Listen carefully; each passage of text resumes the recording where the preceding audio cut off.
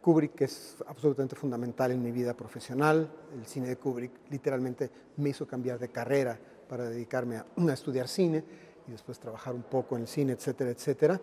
Y el hecho de haber podido estar involucrado en el montaje de esta exposición es como la cereza que corona mi personal pastel kubrickiano. Le he dedicado muchos años a estudiarlo, a difundirlo, a promoverlo, a ser como su profeta por estos rumbos, y ha sido una gran satisfacción porque me ha permitido estar muy cerca de muchas cosas de Kubrick relacionadas con Kubrick, de las cuales tenía noticia, pero no las había tenido tan cerca y en tan gran número. Eso desde el punto de vista estrictamente personal. Ahora, respecto a la curaduría, debo mencionar que la museografía estrictamente proviene básicamente de los curadores originales, del Deutsches Filmmuseum de Frankfurt, que son Hans-Peter Reichmann y Tim Heppner, y la museografía, digamos lo que llamamos la versión México, su museografía se debe a la colaboración directa de ellos con la de nuestro escenógrafo, museógrafo Ezra Buenrostro.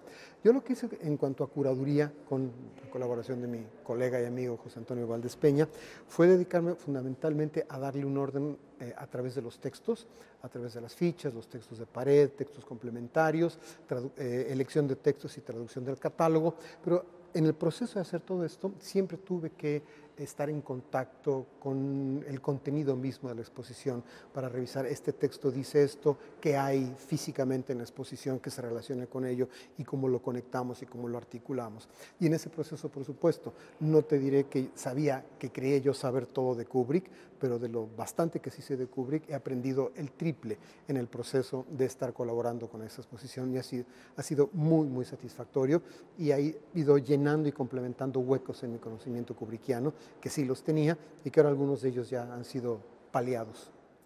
Si tuviera que elegir un puñado de highlights de esta exposición Kubrick que está en Cineteca Nacional, yo elegiría en primer lugar su trabajo fotográfico temprano con la revista Look.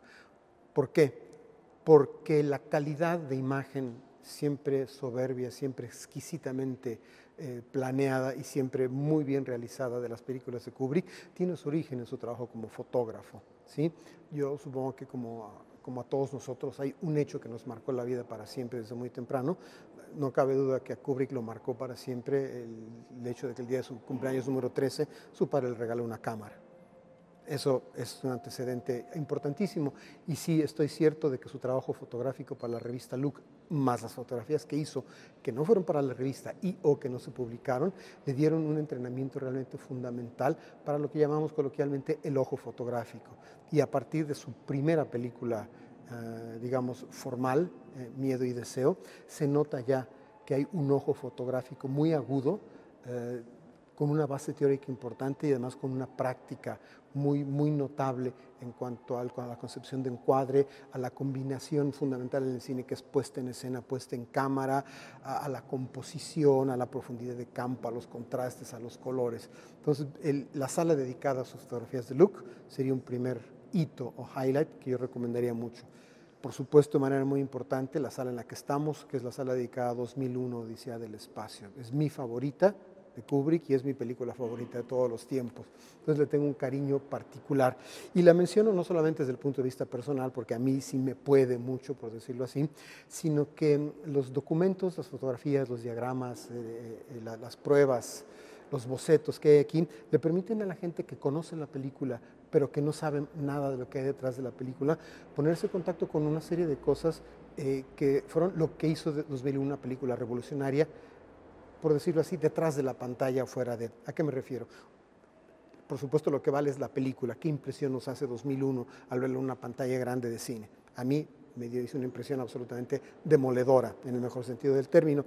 Pero todas aquellas novedades tecnológicas, sobre todo, que Kubrick no es que haya usado o aprovechado, que el propio Kubrick inventó, están descritas con bastante detalle aquí, hay imágenes, hay textos, hay diagramas, y esas innovaciones tecnológicas realmente le dieron a 2001 primero una cualidad visual y narrativa que no había tenido ninguna película anterior, y en segundo lugar le añaden a su cualidad de hito fundamental, no solamente en el cine de ciencia ficción, sino en el cine en general, y esos avances tecnológicos están aquí muy bien representados, ¿sí? Y finalmente yo mencionaría como muy importante la sala, el espacio que está dedicado a sus primeras películas. ¿Por qué? No son las mejores, tienen algunas cosas perfectibles, por supuesto, como películas incipientes que son, pero justamente porque la gente las conoce muy poco. Sus 3 primeros documentales, el Día de la Pelea, El Padre Volador y Los Marinos, son prácticamente inéditos. Casi solo los kubrickianos de corazón los hemos buscado, los conocemos, los hemos visto, analizado, etcétera. Y aquí incluiría su primer largometraje, casi largometraje, porque es un largo corto o corto largo, que es Fear and Desire, Miedo y Deseo, porque hay, en los cortos, digamos, está la primera práctica, digamos, de la talacha de hacer cine, con la que Kubrick empezó a afilar sus armas. Y en Miedo y Deseo, que ya no fue un trabajo de encargo ni para venta, sino fue su primera película, digamos, hecha desde el corazón, a pesar de sus defectos, a pesar de algunas cosas que pudieron ser mejores y de otra manera, ya hay una serie de datos muy específicamente kubrickianos que son fascinantes para quien sí conoce el resto de su producción a partir, por ejemplo, de El beso del asesino, que está a la mitad del camino entre lo casi ya no amateur y lo casi ya totalmente profesional, o a partir de Casta de Malditos.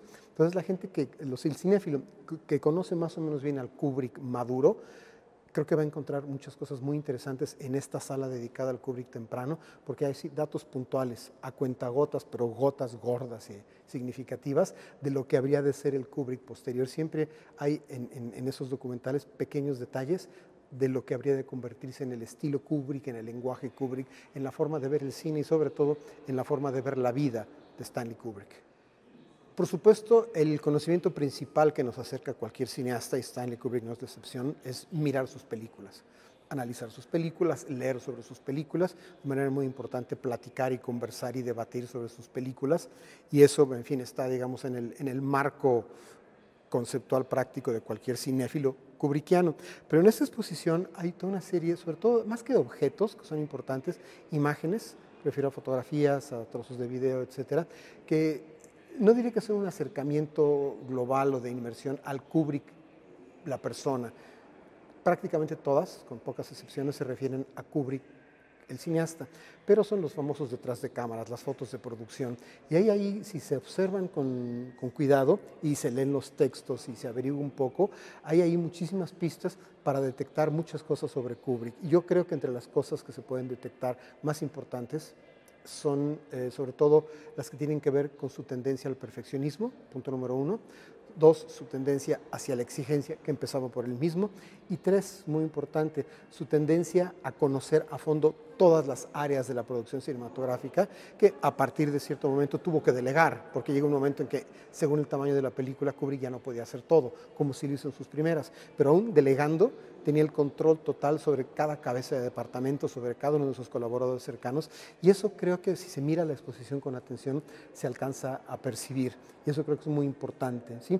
Además, habrá que averiguar después un poco sobre el Kubrick personal. Me puedo decir que averigué algunas cosas interesantes en una entrevista que hice con motivo de la inauguración de la exposición con su hija Catarina, que me habló, sí, de Kubrick el cineasta, pero también me habló de Kubrick la persona, de Kubrick el papá cariñoso, de Kubrick el amante de los gatos, de Kubrick el ser gregario en su casa, en el entorno hogareño, y la combinación de todo eso es bien interesante.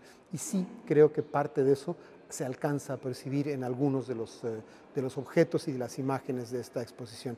Y añadiría también que en muchas de las imágenes, y sobre todo los documentos, me refiero a guiones, bosquejos de guiones, tratamientos de guiones, tarjetas con notas de puño y letra de Kubrick, hay una cantidad de anotaciones que nos llevan directamente a este concepto absolutamente real de Kubrick el controlador. Cuando a alguien le dicen, eres un controlador, suele usarse de manera peyorativa. En el caso de Kubrick, no. Tenía controlado perfectamente todo aspecto de la producción y era estrictamente meticuloso con todo ello. Y por eso sus películas tienen la calidad enorme y el control de calidad, literalmente, que se puede apreciar en prácticamente todas ellas. Esta exposición, que lleva por título general Stanley Kubrick The Exhibition, que se originó en el Museo Alemán del Cine en Frankfurt, Tiene alrededor de 800 y pico de piezas.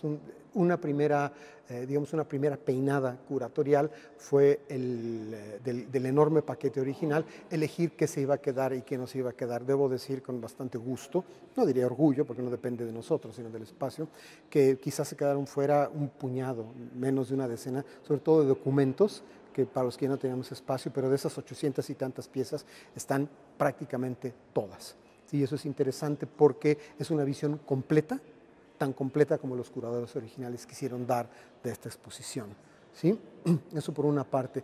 Por otra parte, la organización física es muy interesante porque tenemos una galería que es más o menos piramidal, entonces los espacios se van reduciendo. Entonces la planta baja, que es la más grande, tiene la parte de Kubrick como fotógrafo de la revista Look, después los primeros filmes y sus primeros 3 documentales, Miedo y Deseo, ¿sí? El beso del asesino, para seguir con lo que fue su primera película, que puede considerarse como un parteaguas, porque ya tuvo un crew profesional, tanto de actores y actrices como de técnicos. ¿Sí? Y después vienen en orden cronológico las películas subsecuentes. Y después hay que hacer una especie de interrupción para subir al último piso de la galería, ¿sí? Donde está el espacio más pequeño dedicado a Espartaco. Espartaco tiene la peculiaridad de que es la única película de su vida que Kubrick no hizo por gusto. Es decir, película de ficción, porque el documental de los marineros también fue de encargo. Y a partir de ahí se va bajando y las salas subsecuentes, de arriba hacia abajo, van conteniendo cronológicamente lo que sigue. Se pasa por el primer piso, que es esta sala venturosamente dedicada exclusivamente a esa gran película que es 2001 Odisea del Espacio, y al bajar se retoma de la mitad del primer piso lo que sigue para las últimas películas. Y hay una última sala que a mí me encanta porque yo me entrené como cinefotógrafo en el Centro de Capacitación Cinematográfica y hay una enorme vitrina larga, donde están los lentes de cine favoritos de Kubrick, y eso es un placer verlos ahí porque finalmente ese es, digamos, el vehículo físico por el cual Kubrick tomó de la realidad para imprimir en su película, y tiene un valor para los kubrickianos en general mítico, y para mí pues tiene el valor del conocimiento fotográfico que tengo y del que he aprendido mucho gracias a mirar las películas de Kubrick y después averiguar qué pasaba con la fotografía desde su punto de vista, con sus cinefotógrafos, con muchos de los cuales se peleó porque él sabía más que la mayor parte de todos ellos, ¿sí? Y finalmente, después de la última película, que es Ojos bien cerrados, está esta sala donde está su tablero de ajedrez personal, están los lentes, hay una sala previa donde están referencias muy puntuales a los filmes que no terminó, que fueron Napoleón, Papeles Arios e Inteligencia Artificial, que finalmente haría Steven Spielberg, para terminar con una pequeña cámara de inmersión, una enorme pantalla con imágenes y sonidos kubrickianos, y al final, casi antes de la puerta de salida, un muy interesante muro donde está su filmografía completa, muy compacta, no con todos los créditos técnicos, pero con los fundamentales, y una cronobiografía muy interesante porque está combinada con observaciones sobre lo que fue pasando con sus películas en México. Eso le da una personalidad muy particular a lo que llamamos la versión México de la exposición Kubrick. Ese es más o menos el perfil general que tiene la exposición y, por supuesto, las actividades extracurriculares y académicas que hay y que seguirá habiendo durante el transcurso de la exposición.